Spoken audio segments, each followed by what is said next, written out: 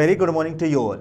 मैं कपिल द्विवेदी आपका आपके favourite YouTube channel Vision Point पर वेलकम करता हूं। जैसा कि हम लोगों ने लास्ट प्रीवियस टॉपिक पे हम लोगों ने डिस्कस किया था magnetic effect of electric current के बायो-सेवर्ट लॉ के एप्लीकेशन के बारे में, आज उसी एप्लीकेशन को हम लोग कंटिन्यू करते हैं। लेकिन कुछ बच्चों के कमेंट्स आए, कुछ बच्चों ने मुझे बोला कि सर थोड़ा सा इसे 3D में समझा दीजिए तो ज़्यादा अच्छा बेहतर होगा। मतलब कि जो प्रीवियस टॉपिक में मैंने magnetic effect of electric current को फाइंड आउट किया था इनफाइनाइट लॉन्ग स्ट्रेट वायर में, मतलब बायो-सेवर्ट लॉ का पहला एप्लीकेशन जो वहाँ पे पढ़ा था, उसी को आज हम थोड़ा सा 3D टर्म्स में समझाएंगे और फिर उसके कुछ स्पेशल केसेस, जैसा कि मैंने प्रीवियस टॉपिक्स में बोला था कि मैं इस पर लगभग 4 से 5-6 केसेस सिखाऊंगा, जिससे आपको वायर के अंदर जब करंट फ्लो होता है तो उसके सराउंडिंग में जो मैग्नेटिक फील्ड का इफेक्ट होगा वो कहाँ कैसे किस रूप में बदलता है, ये मैं आपको आज क्लियर करूँगा। तो चलो ठीक है, कंटिन्यू करते हैं, बिल्कुल टाइम का वेस्ट नहीं करते हैं। आइए मेरा बच्चा, सबसे पहले जैसा कि मैं आपको बता दूं, ये लेक्चर 2 है magnetic effect of electric current का, और सेशन में मैंने आपसे पहले कहा था कि हम आज आपको डिस्कस करेंगे कि वो स्ट्रेट करंट कंडक्टर का मैग्नेटिक इफेक्ट उसके सराउंडिंग में हर एक पॉइंट पर अलग अलग क्या होगा। आइए बिल्कुल टाइम वेस्ट नहीं करते हैं। सबसे पहला इफेक्ट है magnetic field due to straight wire. आइए 3D के टर्म्स में इसे समझने की कोशिश करें। सपोज करो हमारे पास एक वायर है, ठीक, उस और वो भी कैसा, इनफाइनाइट। मतलब अगर हम यहां से देखें तो हमारे पास सी, तो मैंने आपसे कहा कि इधर पोर्शन भी इन्फिनिटी है और ये पोर्शन भी इन्फिनिटी है। अभी नहीं, अगर मैं इनफाइनाइट अभी ले लूंगा तो आपको पूरे कॉन्सेप्ट क्लियर नहीं होंगे, तो इस वजह से मैंने अभी यहां से इन्फिनिटी हटा रखा है। जस्ट वेट, ठीक है बेटा, अभी मैं इस इन्फिनिटी को शो नहीं कर रहा हूं, थोड़ा सा ध्यान से देखिएगा। अभी मैं जनरल कंडीशन आता हूं। लेट्स सी कि ये जो स्ट्रेट करंट कंडक्टर था, इसमें एक छोटा सा एलिमेंट मैंने कंसीडर कर लिया, लेट्स सी डीएल, ठीक है, और मुझे इस पूरे वायर का पी पॉइंट पर, अब यहां से कितने डिस्टेंस पर, मान के चलिए कि इस डीएल का इस पॉइंट पर मैग्नेटिक इफेक्ट क्या होगा, इस डीएल का इस पॉइंट पर मैग्नेटिक फील्ड क्या होगा। आइए समझते हैं। इस वायर से कितने डिस्टेंस पर, ए डिस्टेंस पर, ए डिस्टेंस पर we want to find out the magnetic field due to straight current carrying conductor. Okay right. अब सोचो ये एंगल, ये स्ट्रेट वायर से ये एंगल कितना था, 90 डिग्री।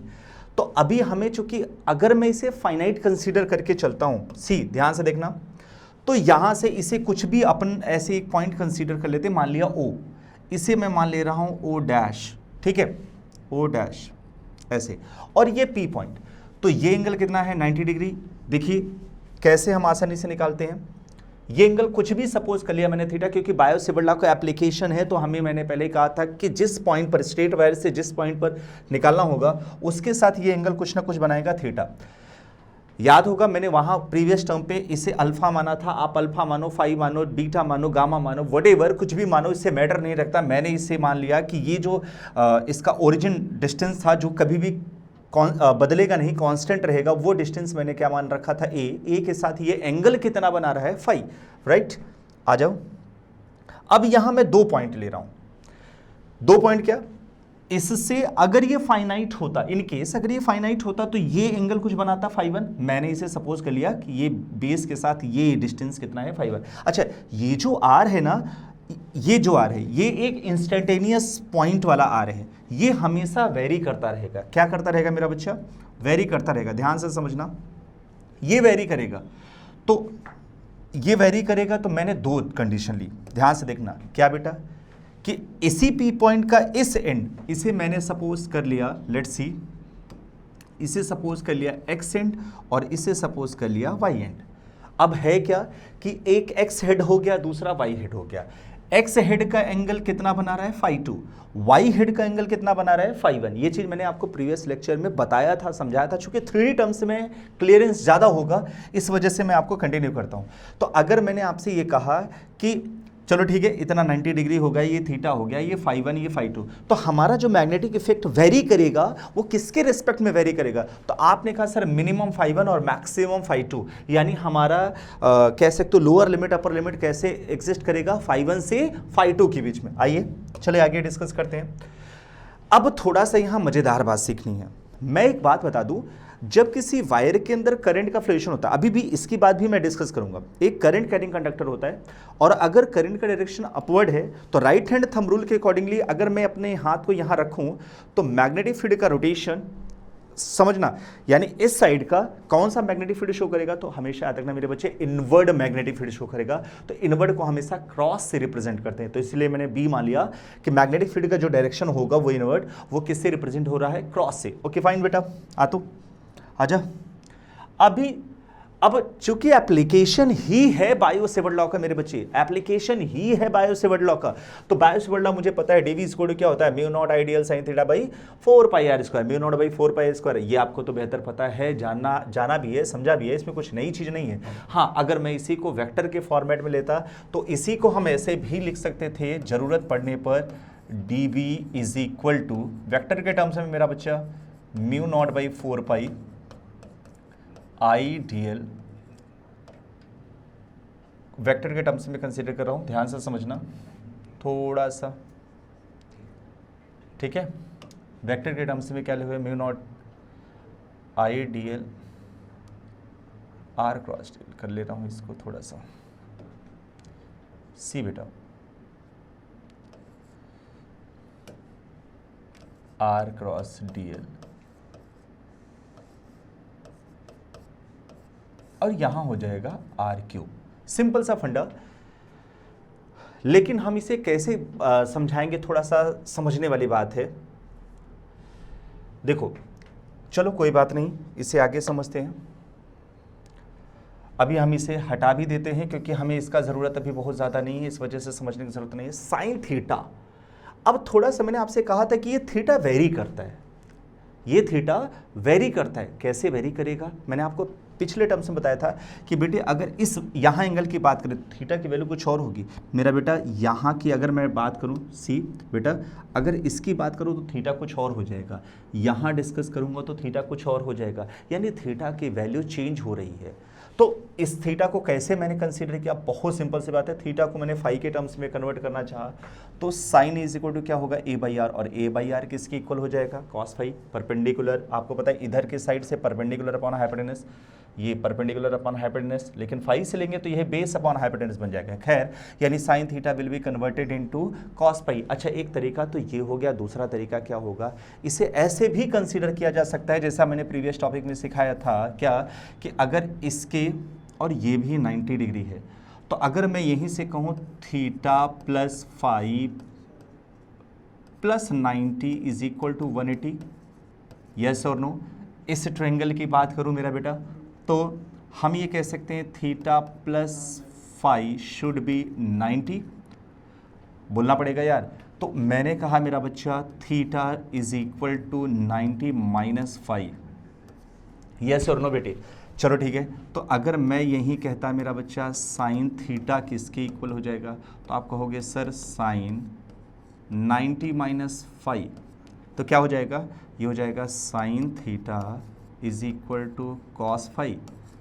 तो वही बात आ गई कि साइन थीटा को चाहे ऐसे समझा दो, अदरवाइज ट्रायंगल के रूल से समझा दो, बात एक ही होती। आ जाओ मेरा बेटा, तो यहीं से अगर मैं सिर्फ आर की वैल्यू निकालूं से, अगर यहीं से मैं आर की वैल्यू निकालूं मेरा बच्चा तो क्या हो जाएगा, सी वेट, हमने आपसे कहा कि यहीं से आर की वैल्यू निकालो तो क्रॉस मल्टीप्लाई हो जाएगा, R is equal to cos five इधर और आर उधर, तो आर इज इक्वल टू क्या हो जाएगा, ए अपॉन कॉस फाइव। इसे हम लोग ए सेक फाइव भी लिख सकते हैं, इसे ज़रूरत पड़ने पर ए सेक फाइव भी लिखा जा सकता है। खैर बताऊंगा, मतलब ऐसे लिख सकते हो, ये आप लिख सकते हो R is equal to A upon cos five था मेरा बच्चा, तो आप इसे ऐसे लिख सकते हो सर ए सेक फाइव, कोई दिक्कत नहीं, ठीक है। अब उसी ट्रायंगल में मैंने tan फाइव की वैल्यू निकाली, क्या होगा tan five, perpendicular upon base, perpendicular upon base, perpendicular कितना हुआ l बाई ए, खैर l बाई ए ध्यान से समझना, l इज इक्वल टू क्या हो जाएगा, क्रॉस मल्टीप्लाई है tan फाइव का, ठीक है, वेरी गुड, बहुत अच्छी बात है। अब अगर मैं इस l का tan फाइव के यानी फाइव के रेस्पेक्ट में मैं डिफरेंशिएशन कर दूं तो थोड़ा सा मेरा बच्चे ये समझने वाली बात है कि dl by D five should be equal to क्या, a tan फाइव। ध्यान से सुनना, तो sorry sorry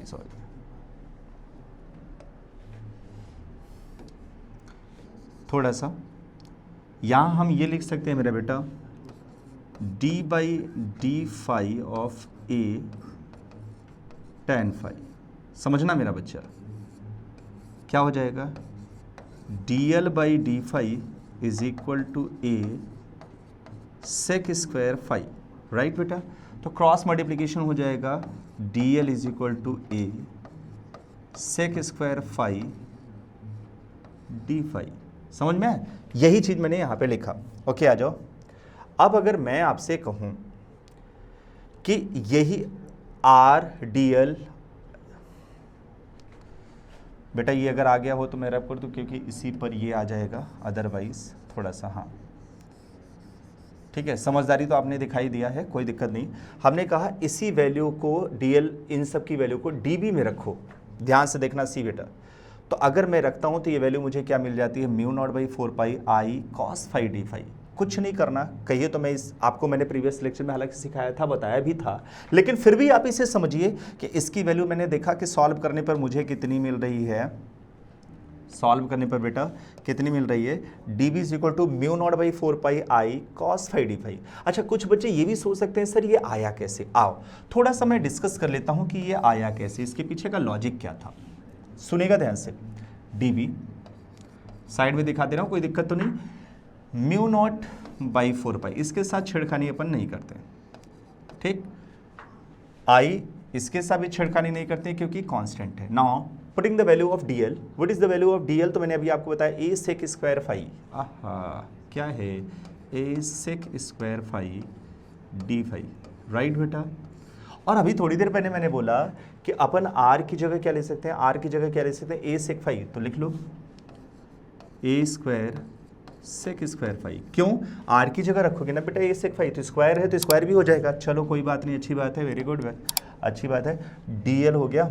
now sine theta, अभी आपने थोड़ी देर पहले देखा कि sine theta must be equal to cos phi, sine theta must be equal to cos phi, तो यानी इसकी जगह मैं लिख लिया क्या, कॉस फाई। इससे ये कैंसिल, एक ए से एक ही कैंसिल, तो देखो dB की वैल्यू क्या आ रही है, μ0/4 पाई बेटा i बाई ए मेरा बच्चा cos phi d phi। क्या यही वैल्यू मैंने यहां रखी है? यस, सिंपल सा फंडा था बच्चे, कुछ नया नहीं मैंने नहीं किया। आ जाओ बेटा, जैसे ही मैं कर देता हूं सी, अब आपको करना क्या है कि हमें चाहिए b, हमें चाहिए b, ये स्मॉल मैग्नेटिक फील्ड था बट हमें तो पूरे वायर के थ्रू चाहिए था ना। तो आइए इसको थोड़ा सा अगले स्टेप पर सीखते हैं कैसे होगा।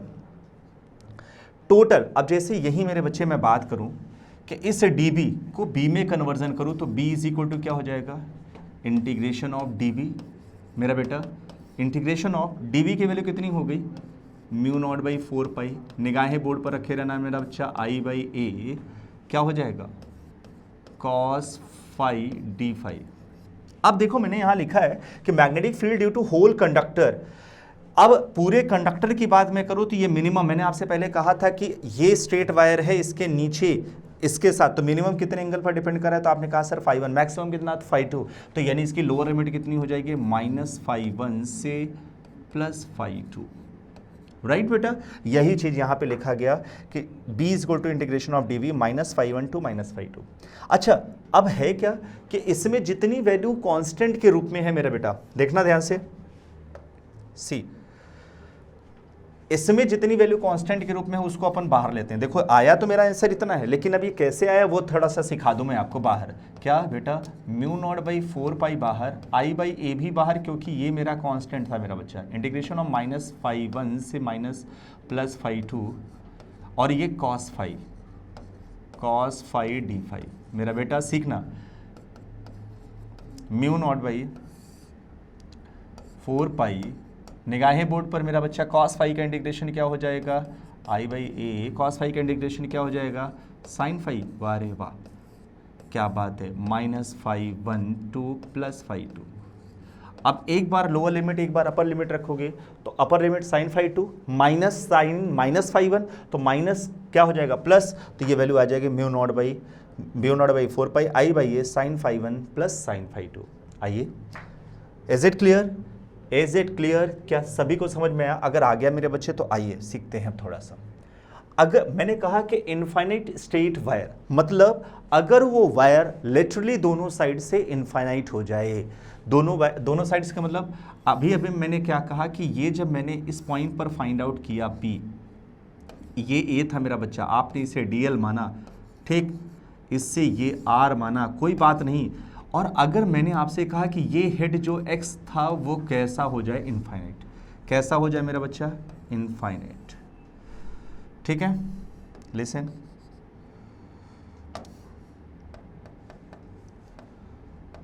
ठीक, अगर दोनों साइड से इन्फिनिटी हो जाए तो होगा क्या कि अभी जो ये फाई 1 और फाई 2, ये तो फाई था ना मेरा बेटा, ये जो फाई 1 और फाई 2 ये बन रहा था, अब वो खत्म हो जाएगा मेरा बच्चा, वो खत्म हो जाएगा।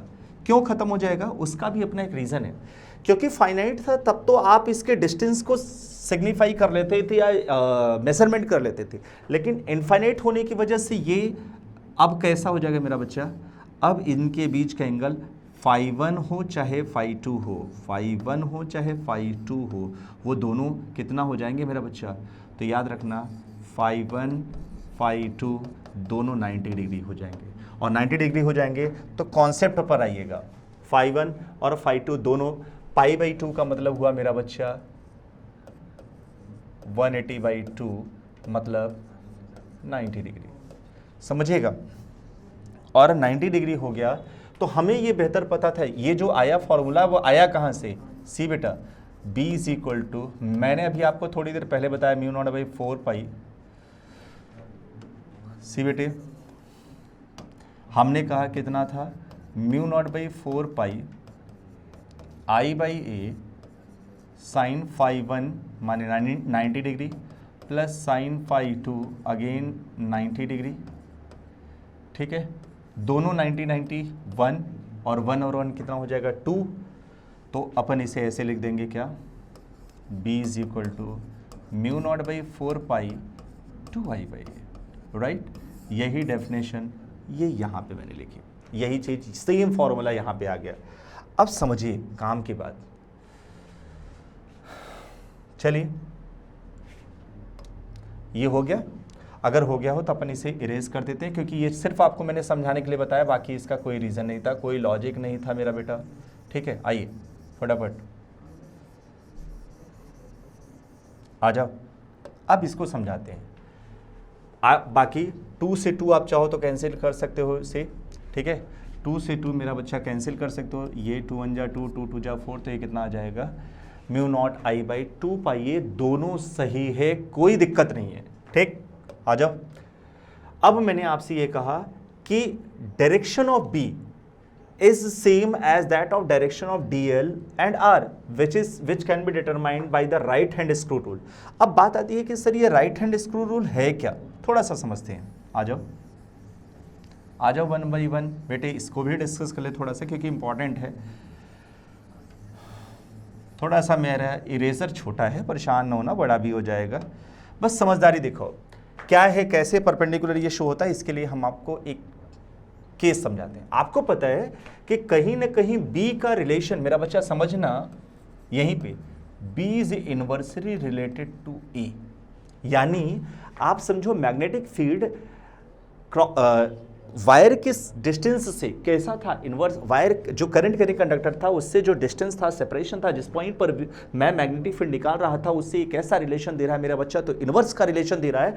तो इनवर्स के रिलेशन के साथ ये ग्राफ कैसे सिग्निफाई करता है, बहुत ध्यान से देखिएगा। मान के चलो ये मैग्नेटिक फील्ड का डायरेक्शन है, ये मैग्नेटिक फील्ड का, अब ये इसकी राइट पोजिशनिंग है और ये वायर की लेफ्ट पोजिशनिंग है, ये मैग्नेटिक फील्ड करंट कैरिंग ऊपर की ओर, तो ये इसका लेफ्ट और एक राइट पोजिशनिंग है। ध्यान से देखना क्या आया, कैसा रिलेशन होगा, तो मैंने आपसे कहा था B is inversely proportional to A, तो इसका मतलब इसका ग्राफ आपको समझ में आ जाना चाहिए। यहाँ पे क्या हो जाएगा, B is inversely proportional to A, that's it, any doubt, होना नहीं चाहिए, वैसे बहुत इजी है। लेकिन अब बात आती है कि इन मैग्नेटिक फील्ड लाइंस को करंट कैरिंग कंडक्टर के अंदर कैसे फील करेंगे, कैसे एक्सपीरियंस करेंगे। वो राइट हैंड थंब रूल का कॉन्सेप्ट क्या था, सी देखिएगा ध्यान से। सपोज करो मैंने कहा कि मेरे पास एक प्लेन है, कार्टेशियन प्लेन है, कुछ भी है, और मैंने क्या किया, इससे मैंने एक वायर निकाल दिया। ध्यान से देखना, ये वायर ऐसे लाइक दिस, ठीक है, और इसके अंदर करंट फ्लो कर रहा है। देखो एक वायर निकला, करंट फ्लो हो रहा है। तो राइट हैंड थंब रूल क्या कहता है, बस यहीं पे कि हाथ रखो, तो थंब किसका डायरेक्शन शो करना चाहिए, direction of flow of electric current, direction of flow of electric current. तो देखो ये थंब किसको रिप्रेजेंट कर रहा है, thumb direction of electric current. तो इसमें 4 फिंगर का रोटेशन क्या शो करेगा, ध्यान से सीखना, 4 फिंगर का रोटेशन शो करेगा किसको, मैग्नेटिक फील्ड को, लाइक दिस। तो इन मैग्नेटिक फील्ड का डायरेक्शन कैसा हो गया, तो अब यहीं से कॉन्सेप्ट आता है क्या कि सी बेटा, यहां सिखा दूं मैं साइड में, मैं ही बताता हूं। करंट का डायरेक्शन कैसा था, अपवर्ड, और जब करंट का डायरेक्शन अपवर्ड था तो इन मैग्नेटिक फील्ड लाइनों का डायरेक्शन कैसा है, करंट का डायरेक्शन अपवर्ड है तो इन मैग्नेटिक फील्ड लाइनों का डायरेक्शन है कैसा, एंटी क्लॉकवाइज या क्लॉकवाइज। तो ये दिमाग लगाओ कैसा रहे, एंटी क्लॉकवाइज, ACW। कितना आसान था, बहुत सिंपल मेरा बच्चा, बहुत ही सिंपल था। खैर यही अब आपके दिमाग में आया, सर ठीक है आपने अपवर्ड समझाया, समझ में आ गया, लेकिन अगर यही करंट का डायरेक्शन डाउनवर्ड हो जाता तो लाइक दिस, सी अगर ऐसे हो जाए तो, डाउनवर्ड हो जाए तो, ऐसे केसेस में हम लोग कैसे करेंगे, क्या होगा, कैसे अपन आइडेंटिफाई करेंगे। तो बड़ा सिंपल, डायरेक्शन डाउनवर्ड हो गया, फिर वही डायरेक्शन के लॉन्ग ये रखो थंब अपना, तो इसका रोटेशन 4 फिंगर का रोटेशन क्या शो करेगा मेरा बच्चा। तो आप कहोगे अरे सर बड़ा सिंपल, ये तो अब डायरेक्शन डाउनवर्ड हो गया। और मेरे बच्चे अगर डायरेक्शन डाउनवर्ड हो जाएगा तो 4 फिंगर्स का रिप्रेजेंटेशन अब उसका क्लॉकवाइज डायरेक्शन हो गया। यानी मेरे बच्चे सिंपल सा फंडा, देखो डायरेक्शन डाउनवर्ड 4 फिंगर, अब यही मैग्नेटिक फील्ड का डायरेक्शन कैसा हो गया, उल्टा, यानी डायरेक्शन हुआ डाउनवर्ड। क्या बात है, बहुत आसान है मेरे बच्चे, फिजिक्स को समझना बहुत इजी होता है, बस थोड़ा सा कंसंट्रेशन की जरूरत होती है। ये कैसा हो जाएगा मेरा बेटा, क्लॉकवाइज। एनी डाउट, बोल बेटा, क्लॉकवाइज। सिंपल सा कॉन्सेप्ट है मेरे बच्चे, आ जाओ।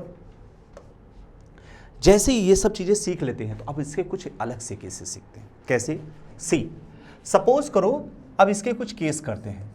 केस नंबर 1, अगर मैं आपसे कहता, सी बेटा,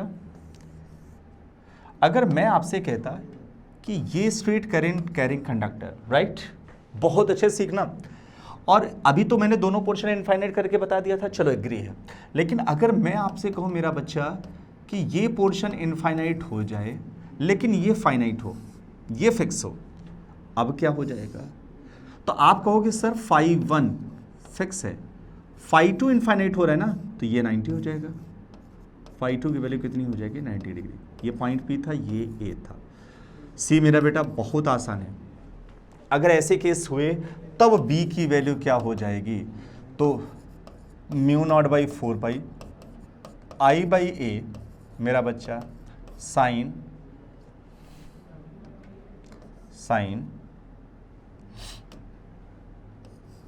फाई वन ही है प्लस साइन 90, क्या हो जाएगा साइन 90 1, तो कितना हो जाएगा मेरा बच्चा, B की वैल्यू क्या हो जाएगी, μ0/4 I/A sine phi 1 plus 1। Any doubt, हाँ सिंपल, मैग्नेटिक फील्ड ये हो गया। इसी का केस नंबर 2 देखें, ध्यान समझना, इसी का केस नंबर 2 देख रहे हैं बेटा, आ जाओ। सेकंड केस, केस 2, मजेदार बात सीखना, वही वायर था,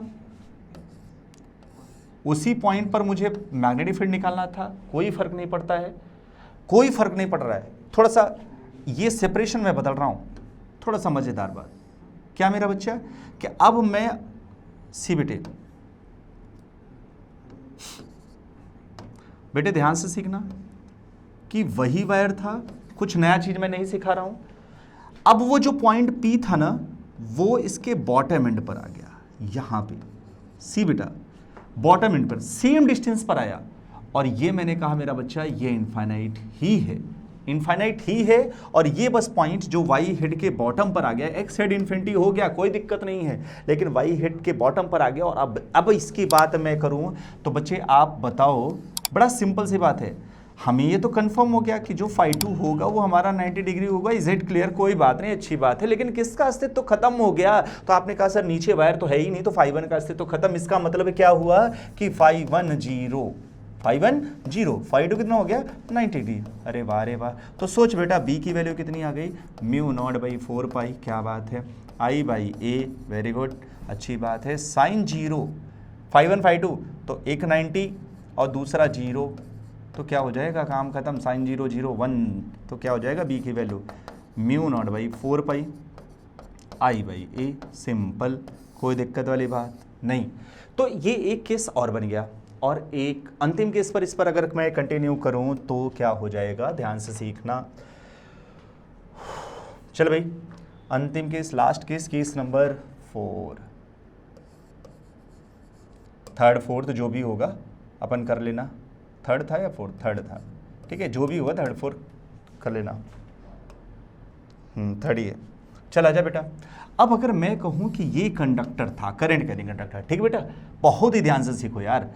हमने आपसे कहा है कि जो पॉइंट P अभी मैं इसके अगल बगल पूछ रहा था, वो पॉइंट P कहां लाई कर गया, इसी के एक्सिस पर। नाउ पॉइंट P, केस क्या बनेगा कि point P lie on the axis of current carrying conductor, line joining axis of current carrying conductor. चल बेटा, अब अगर मैं इसकी बात करूं, यहां पे आया तो किसका काम खत्म? तो आपने कहा सर ना φ1 ना φ2 दोनों हो गया 0। क्यों 0? क्योंकि सर अब तो इधर उधर है ही नहीं, तो ये कंडक्टर कहीं से एंगल बनाने की कोशिश ही नहीं करेगा। तो अगर ऐसा फॉर्मेशन नहीं होगा तो b की वैल्यू क्या हो जाएगी, तो μ0/4 I/a साइन 0 प्लस साइन 0। क्या बात है, तो कितना हो जाएगा b? बोल भाई 0 + 0 0 0, पूरी वैल्यू क्या हो गई 0। यानी इसका मतलब ये हुआ कि कहीं स्ट्रेट वायर, सपोज करो ऐसे कंडक्टर है और इसके अंदर आई फ्लो हो रहा है, मुझे इसी पर पॉइंट P पर कहीं मैग्नेटिक फील्ड पता करना है, और जो उसके लाइन एक्सिस पर पड़ रहा हो, तो इसके थ्रू इस पॉइंट पर मैग्नेटिक फील्ड क्या हो जाएगा 0। क्या हो जाएगा 0, ठीक है, कोई दिक्कत वाली बात नहीं। खैर, तो हम यही आपसे कहेंगे कि इतना तो था आज इसका केस, इंपॉर्टेंट केस, और कैसे एप्लीकेशन हुआ बायो सिविल लॉ का पहला, और हम लोग अगले नेक्स्ट लेक्चर में सीखेंगे बायो सिविल लॉ का सेकंड एप्लीकेशन, ठीक है। तो आज के लिए थैंक यू सो मच।